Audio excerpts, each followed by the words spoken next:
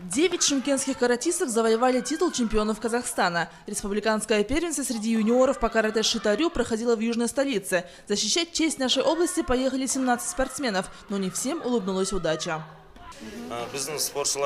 Наши спортсмены хорошо себя показали. У них были серьезные соперники. Почти половина команды вернулась с медалями.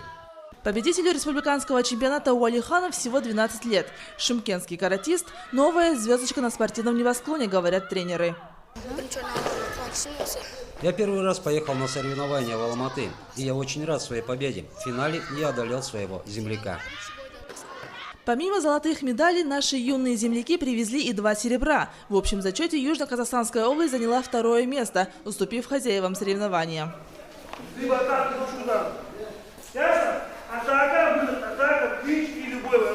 Еще одно республиканское первенство по карате Шитарю пройдет в марте